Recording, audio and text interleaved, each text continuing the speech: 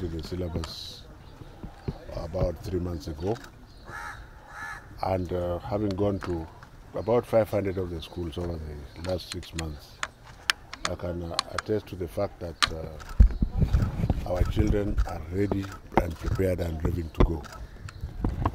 So the children are not guilty. The guilty are the parents, and the more guilty are the teachers, some of whom are basically just traders and crooks. We dismantled one of their cartels in primary schools, having arrested several of them. We have noticed that they have formed another one. And this morning in Nairobi, we already had 2 students with cell phones. We are going to be very soft with them. We shall allow them to take the exams. But I want to once again just warn that any teacher who feels he or she is brave enough to open, particularly the second paper, we shall know where you have done it, and we shall come for you, just like we did in Wajir, and just like we did in Tanzania and other places. Otherwise, it's not enough to say this is a presidential legacy. This is a Kenyan legacy.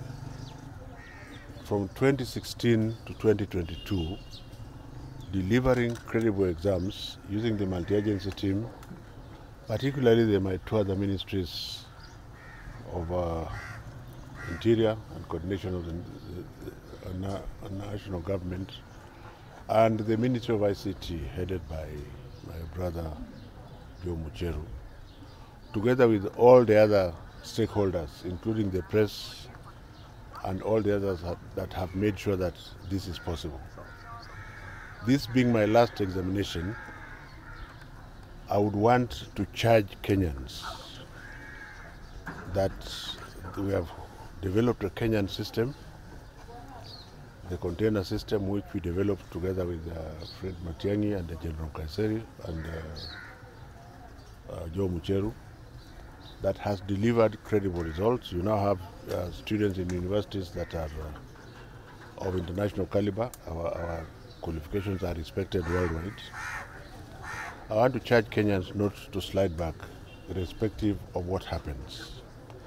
I would also want to charge the incoming administration, whichever one it is, that since no condition is permanent, for our children, their being in school is going to be permanent.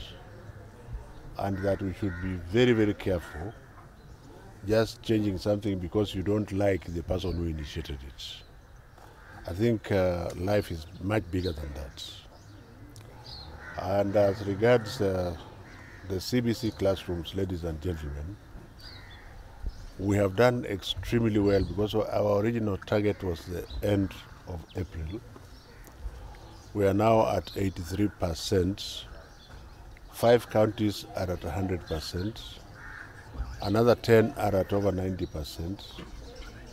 And therefore we are going to make a bold decision that for those counties which have not reached 100%, we allow a coordinated approach where we shall allow them to complete and go.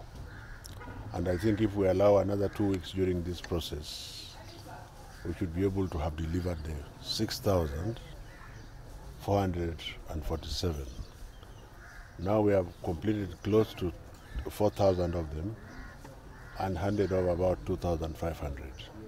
So it can be done, and I want to assure Kenyans that, again, whoever takes over the government, I know that it is very difficult for leaders to get acknowledged. Let us hope that we don't steal public money, because what His Excellency the President has done this time round is to save 446,000 shillings per classroom. And I don't see Kenyans happy about it. It is very, very strange, Madam Talaki. But that's the point. We are building at 788 instead of 1.26 million shillings. And you can see even here in Mombasa, we have commissioned some of them. And some of those classrooms are even better than others that have been built by other people. So whether anybody likes this or not, this is something good. We shall call it a presidential legacy statement, but it is more of a Kenyan legacy, because it then means when we don't steal Kenyan money, then it is put to better use for our people. Let me wish those candidates who are still seeing me before they go to the exam all the very best, and that they should run away from Satan. If somebody wants to send you something, run away from it. Your brain is much better than that. God the Almighty has given you a brain that is excellent, and you don't